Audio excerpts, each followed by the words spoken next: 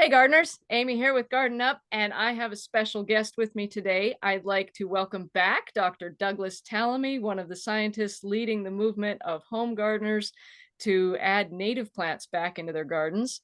He's written several wonderful books on why this is such an important topic and such an urgent issue. And I hear you have a new book coming out next month. Well, that is, it's an old book rewritten for youth. So it's Nature's Best Hope, the young readers version. So yeah, old book, but new for trying to hit that younger audience because they are the future. So Absolutely. I have a couple future activists myself, so I have a couple copies pre-ordered. I will be linking all of Dr. Tallamy's books, as well as that one, in the description below. And any other references that we talk about, websites and whatnot, will also be linked below. So make sure to check that out. So I'm not going to get into the actual issue at hand or the reason that this is also important, because there are already lots of videos about that. So if you aren't already aware of what we're talking about, then you should stop watching this video and check out Dr. Tallamy's books or other interviews. Search YouTube for videos called The Little Things That Run the World. And I'll also link my last interview with Dr. Tallamy below. Okay, so having said that, the reason I asked you to meet with me again is because after reading your books, watching the presentations, and checking out all the websites, I still have some questions. So, and this is mostly boots on the ground type questions. So, like, how do we actually put this stuff into practice? And I've looked for answers, I've searched online and asked in several groups that follow your work, but many times the info is either irrelevant to my area, like I'm just not sure how it transfers over to this side of the country, or some situation doesn't quite match, or it's confusing or conflicting, or maybe it's just not out there yet. I'm not sure. I haven't been able to find the answers to these specific questions. So all of the above. So probably, yeah, right? So I'm hoping to put together a video of actual best practices specifically for spring and fall cleanups. And my questions are specifically focused on raking leaves and cutting back herbaceous pithy stems that may be harboring overwintering insects, right? And the big dilemma I'm struggling with is that, like me personally, people pay me really well to keep their gardens looking great. Many of my clients call me as soon as the snow melts, asking when we're going to be open and when we're going to start cleanups. And plus, my employees need to work so they can earn a living and afford to do things like, eat. So if we delay cleanups, then we would be shut down for at least 5 months of the year, and they would have to find other employment. So also, if I stop offering spring and fall cleanups, not only would I lose over a third of my annual revenue, but my clients would probably just hire somebody else who would probably be a lot less gentle than I am. And so I'm trying to find a way to meet the needs of my clients and employees while still being a good steward and doing as little harm as possible. So, having said all of that, my first question is about that general rule of waiting until the temperatures are at least 50 degrees for a full week. Can you clarify, is that referring to the daily high temperature, the nightly low, or a daily average? there is absolutely no ecological basis to that general rule. It assumes that when you hit some predetermined temperature, all the insects are going to come out and then you can do whatever you want. That's not how it works. Every species comes out on its own schedule. So there's some that emerge in the spring. There's some that emerge late spring, early summer, midsummer, late summer. Some emerge in September. So there is no magic time where you can go out and do something to your landscape without disturbing whatever's there. So we'll toss that aside. You said people hire you so that you can make their properties look good. Mm-hmm. That's great. But I want them to hire you so that you can make their properties ecologically functional and look good at the same time. And that'd be a very special thing, because that's what everybody's property, that's the responsibility of every property owner. is to find a sustainable way to landscape. So spring cleanup, there's so many things intertwined here. I always say we want to reduce the area that's in lawn. All right. Now, the easiest thing to do that, and I say that because there are 4 things every property needs to do. Every property needs to support pollinators. Every property needs to sequester carbon. Every property needs to manage the watershed, and every property needs to support the food web by having plants that are willing to pass on some of their energy. Lawn does none of those things. So reducing the amount of lawn and putting in other plants that do those things is a great way to move towards ecological sustainability. So people say, how do I reduce my lawn? The easiest way is to plant a tree and put a bed under it, because all of a sudden you've got a lot less lawn. That tree's going to grow. And if you have a bed that is equal to the drip line, you've taken away a lot of lawn. And you've provided really valuable habitat. So one of the things that tree that you put in your yard is going to do is actually support caterpillars. And those caterpillars are going to support the birds that want to feed their young. Thousands and thousands of caterpillars to get one nest to the point where they leave the nest, where they fledge. Well, when those caterpillars grow on the tree, most of them don't complete their development on the tree. They drop from the tree and try to pupate in the ground. When we compact the soil under our tree, when we have lawn that is tread upon and mowed constantly, it gets rock hard and the caterpillars can't get underground. So even if you have a valuable oak tree, it's supporting a lot of caterpillars, they fall down and then chances are they die. That becomes an ecological trap. We don't want to do that. So you put that bed under your tree. Not only are you having a place for those caterpillars to complete their development, you can have green mulch, which gives you, as a landscape designer, wonderful leeway. You can put all the spring ephemerals and ground covers and everything, make it look just fantastic. But it's also a safe site. It's a soft landing for those caterpillars. The tree will love it because the tree hates grass right up to it. Yep. You're going to manage the watershed much better with the leaf litter that is underneath those plants. And it gives you a place to put those leaves when you're trying to do spring cleanup. You put them in that flower bed. A long-winded answer to getting around to what most people worry about is where do I put my leaves? And then you talked about cutting back things for pollinators. So in the fall, maybe you had a bed of goldenrod, which is great because that's a wonderful plant, or sunflowers, or any of the other things that we have out there. And then they're dead stems. What are we going to do with them? Well, hopefully you left some of them up for the wintertime because they produce seeds that support our winter birds. And by the way, a winter bird that used to be really common, the white-throated sparrow, it's lost 90-some% of its population. It is declining everywhere. So having food for those things, the other sparrows, but particularly that one, to eat during the wintertime is really important. That's why I don't recommend cutting back all of those quote dead stalks during the fall, because you've removed all the seeds at that point. But then we want to neaten it up. So Heather Holm has found that if you cut back those dead stalks about 15 inches off the ground, that dead stalk the following summer, so like 1 or 2 months from now, is where the bees are going to nest all summer long. Okay. So leave it. So it still looks like you did something. You did do something. Yeah, you removed the top 5 feet of it or 4 feet of it, but you left it. And then the new growth, they're all perennials, are going to grow up past that. You won't even see it, but it's the stalks from the previous winter is where the bees nest. Okay. So that's as opposed to cutting it off right at the ground, then they have nothing to nest in. So that's something you can do. And when you remove the top with all the feathery stuff, the homeowner probably won't even notice that. So no, probably not. And I think as long as it looks like whatever you did is intentional, our eyes are able to look over it. But if you just don't do anything, right, it just looks like a mess. And I personally, I feel like that's probably one of the biggest aversions to pollinator gardens, is because they look messy. All winter long. Right. Yeah, well, all year long in some cases. It's all weeds, it's all whatever, and people have these opinions. They're nice when they bloom. Come on. Yeah, oh, they're gorgeous. I love them.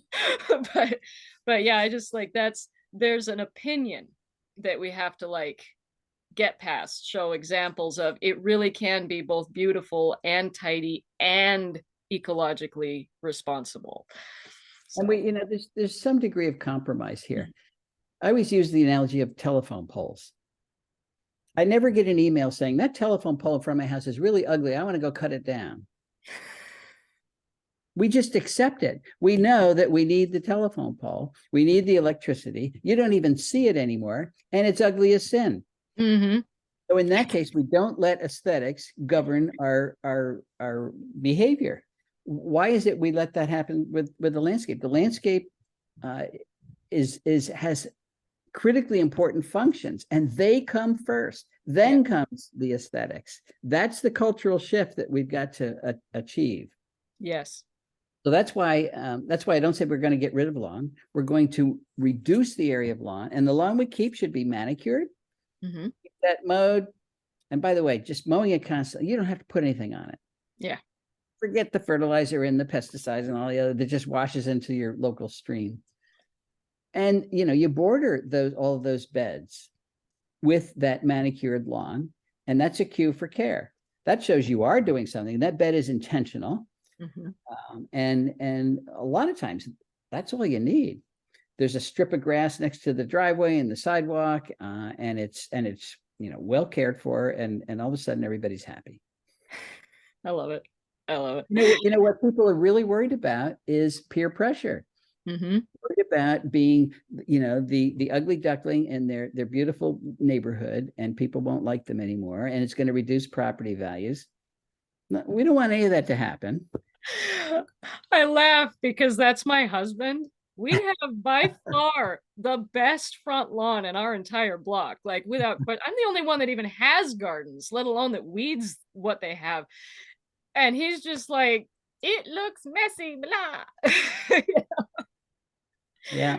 Well, the lawn you keep should not be messy. Yeah. But you should have a Lawn's lot great. less of it, so. Okay, I think you answered like most of the questions that I have here already. So I'm just gonna scroll through my script here. Let me say another thing that people worry about all the time. Yeah. If I put leaves in my flower beds, they'll smother my plants and they won't be able to get through it, and it'll kill everything I have. You just Well, uncovered. if you pile 5 feet of leaves there, yes, that's true. Yeah. So when I say put leaves in your flower beds, first of all, that puts the leaves where they want to be, because they contain the nutrients that your tree used the year before. If those nutrients are not returned to the soil, and you do that over and over again by removing your leaves every single year, you starve your tray. Say, how come our oaks don't live very long anymore? Well, that's one of the reasons. We starve them every single year. And you probably need to add all those artificial fertilizers to put back what you just removed. Which is it's very hard to get that right. Yeah. So the leaves are there. They're going to break down. You're going to protect the soil community. You're going to have mycorrhizae. Everybody's going to be very, very happy there. But will it keep the plants from coming up in the springtime? So this is a judgment call. Sometimes, at my house, the back of my house is a kind of a wind block. The wind comes from that side and it blows all the leaves into the beds right next to the back of the house. And it does get too thick. So I do have to rake. I leave them there all winter long, but I rake some of them away during the spring, because that's where I have a big Phlox divaricata bed, and they come up. They're coming up right now. So I was raking a few leaves this morning. But for the most part, our plants are really good at getting through normal levels of leaf litter. So, because we go to the other extreme, we rake every single leaf off the flower bed as if, nothing else. And then we go buy mulch and put it back. So your plants are much better at getting through than you think they are. So don't worry about it as much as we do. Yeah. Yeah. What about, and so again, for aesthetics, if I were to leave the leaves, and then most people get fresh mulch on a regular basis anyway, just put fresh bark on top of the leaves, would that hurt anything? But why do that? Because it's pretty. It's what people want. You can have too much bark mulch. Yeah, Oh it yeah. actively removes nitrogen from the soil because the bacteria that break down that bark require nitrogen, and they're pulling it out of the soil. So you're actually competing for the nutrients that your tree wants with bark mulch. Doesn't it, when it finishes decomposing though, doesn't it put the nitrogen back in? It's a net zero in the end, isn't it? I don't know. That's a good question. Maybe it is. Maybe it is. That's some of the other scientists I follow. That's what their fact sheet says. Okay. Their Yeah. publications. So well, maybe they're right. Maybe they're right. they prefer wood chips though, and that's my preference as well. But I'm starting to kind of direct my clients towards wood chips rather than bark because it breaks down faster. It reduces the it doesn't reduce, excuse me, the oxygen exchange between the atmosphere and the soil as much. It's the best mulch for the soil, and it's quite good at keeping weeds down. So I've been trying to direct clients towards wood chips more often than bark. Plus it's free because arborists got to dump their stuff somewhere. So it's better all around. It's not as free as those leaves I'm talking about. That is true. That is true. I will give you that one. So just some thoughts and ideas there. But in general, it sounds like you're mostly opposed to that. Just leave the leaves and let them be the mulch. Well, that has been very effective mulch for the last many millions of years. This is true. That works for me. But this is very true. Okay. You kind of touched on this already, but I want to ask a question specifically for this. So I've thought about simply raking the debris into a back corner of my client's properties and putting the pithy stems on top until the temperatures are higher. Obviously, that doesn't actually matter since the 50-degree thing is a misnomer anyway. We could put everything on a tarp, pick it up for removal later. Is this better, or will simply the rake and the movement itself kill most insects? No, the rake won't. I mean, nobody studied this, Amy. Oh man! I don't think the rake is going to kill any insects. What will kill them is piling it in deep piles so that they get smothered by what's on top of them. That's my next question, is how deep is too deep? Yeah. So, we used to think, well, first of all, there are bees and other things that overwinter in those dead stems. And we have proposed, the corn stalks tied up in bundles that you see at Halloween time. Yeah. Maybe tying them together like that and standing them in the back. Because if first of all, the eggs of the field katydids and things are in those stems. I don't see why that wouldn't work just fine. Again, nobody has studied that. So give it to one of your tenure students, right? Here's an idea.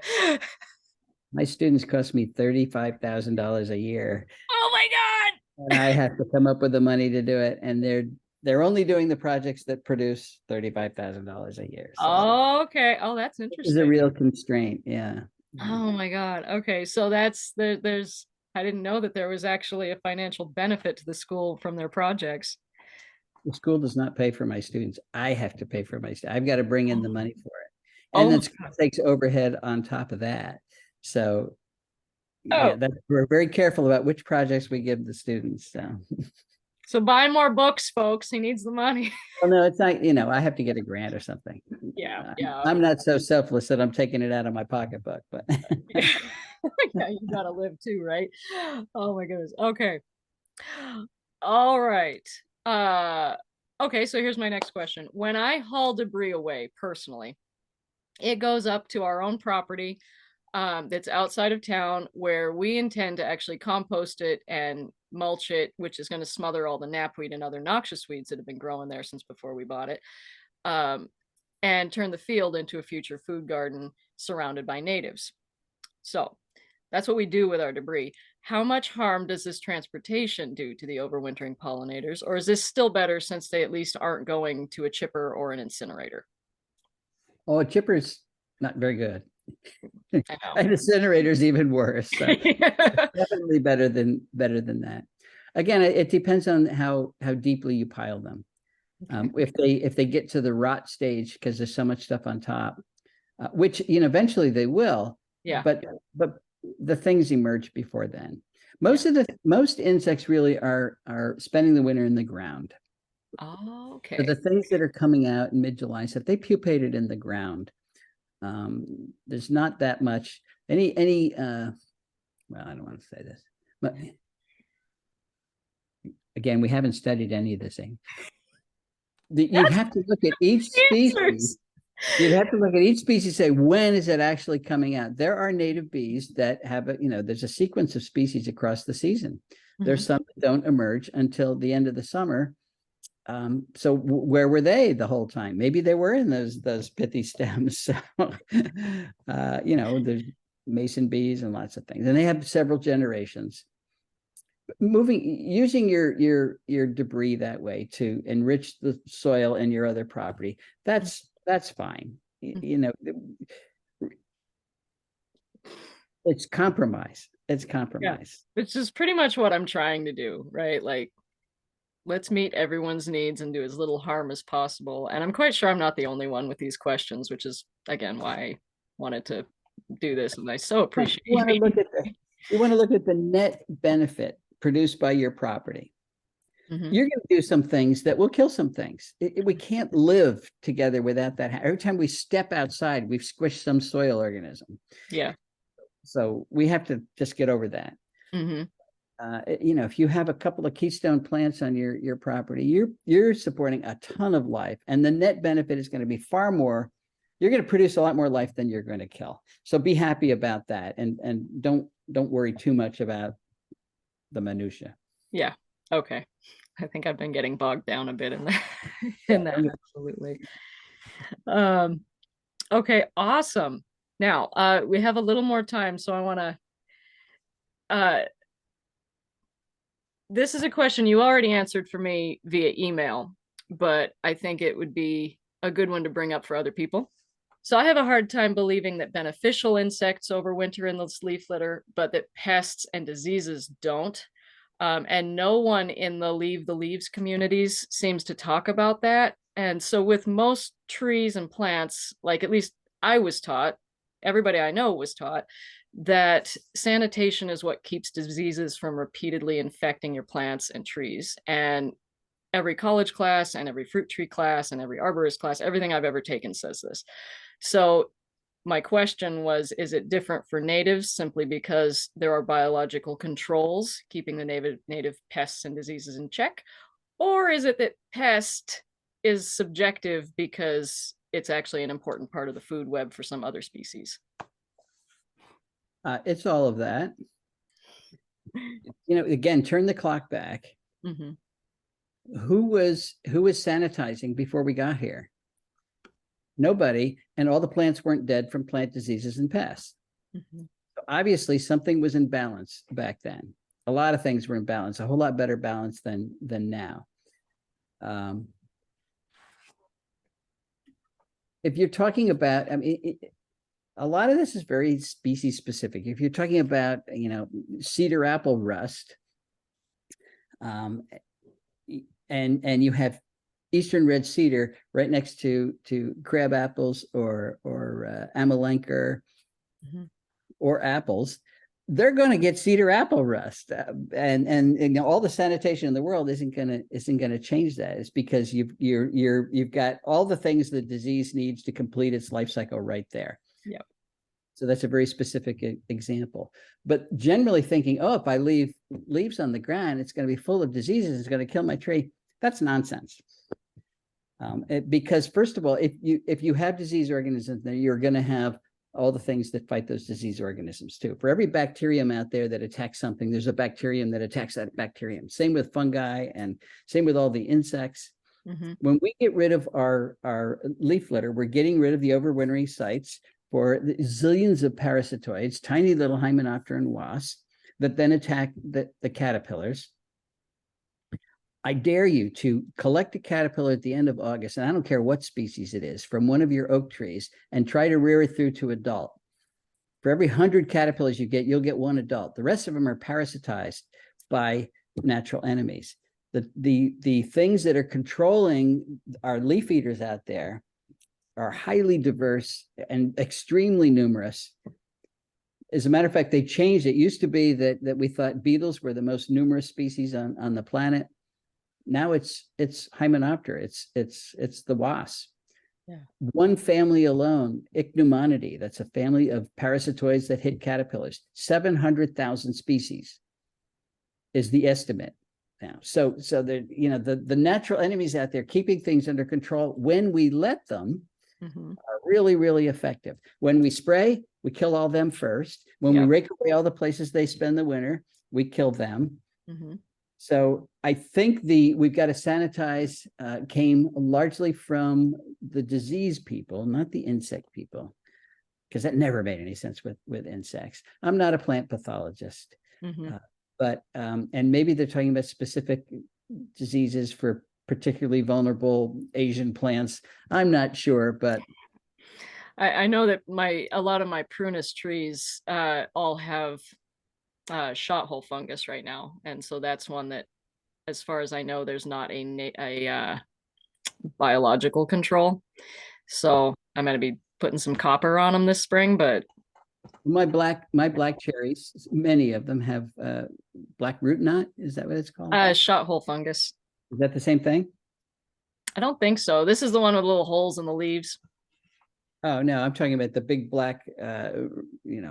Look at, I don't know what looks like giant black galls on the cherry leaves, on the cherry branches. Yeah, gummosis, that kind of a thing. Yeah, I call it black root knot, but there's probably several different kinds, and we're probably both talking about different ones. And they live with it. They live with it for decades. Yeah. But I can clearly look and see there's resistance out there. There's some cherries that never get it at all. Others, have a lot of it. And when I have to take down a cherry, I take down those first. So diseases are out there. They're part of the deal. But yeah. So we're specifically talking about insects though, and the controls for them. And that makes a lot more sense. Okay. So my thinking on that then is, with a tree like my weeping cherry that's full of shot hole fungus from last year, those leaves need to be cleaned up simply because they are harboring that fungi, the spores. And if I don't clean them up, it's going to bounce back onto the tree when it rains and will reinfect.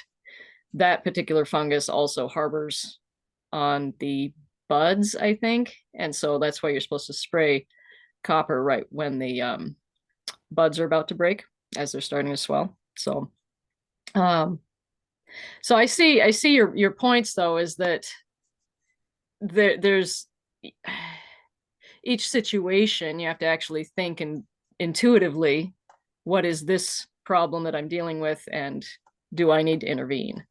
Right. It's just like wildlife management. The first question is, what are you managing for? Because the management strategy is not the same for every species of wildlife that's out there. Yeah. You have to absolutely. I am inherently lazy. My management strategy typically is do nothing. And you know what? I got a lot of trees, a lot of plants. They're not all dead. I don't know if I have any diseases out there, but if I don't know it, they can't be very bad. Yeah. So, doing nothing is something you can get away with a lot of the time. I love it. I love that. Can you tell us how you would recommend people getting started with adding natives to their gardens? Well, the first question people say is, which natives should I add? And this is where the native plant finder that we created with the National Wildlife Federation comes in. You can go to that website, Native Plant Finder, put in your zip code, and the ranked list of the most powerful plant genera in your county will pop up. And that's for all over the country. So it gives you a guide, and they're ranked. So, who's at the top, who's down here. That's a good start. Then you want to, but that's at the genus level. So you've got to pick which species in that genus are going to do well where I live.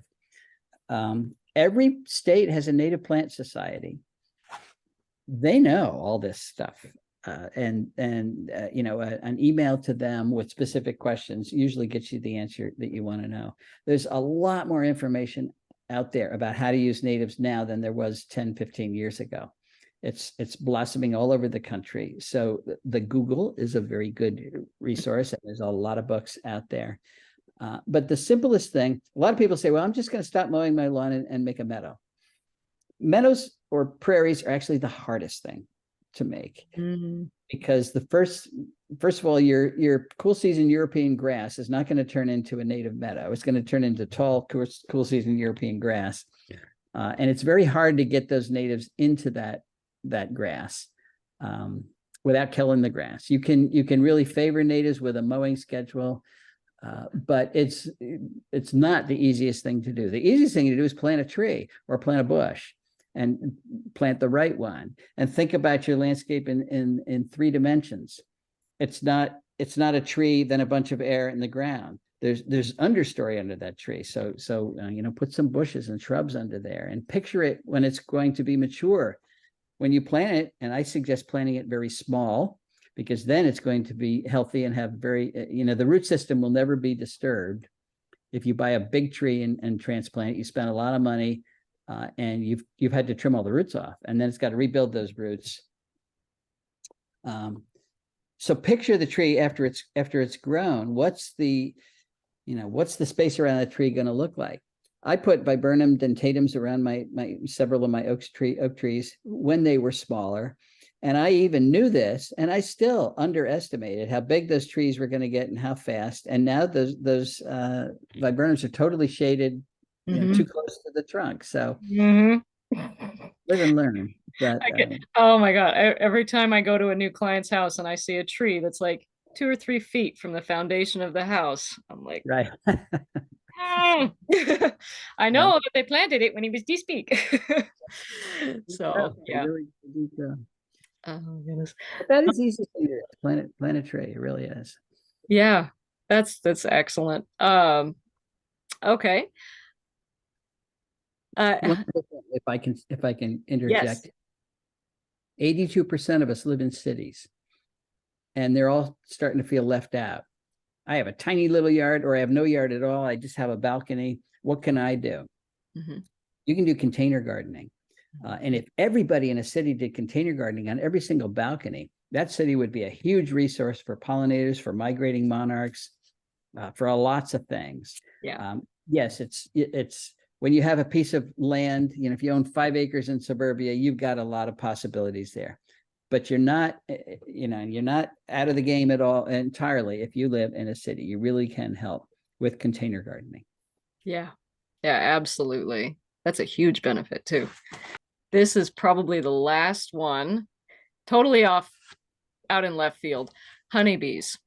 What are your thoughts on keeping honeybees? Are they an invasive European species, a productive necessity of agriculture, or fun pets with benefits?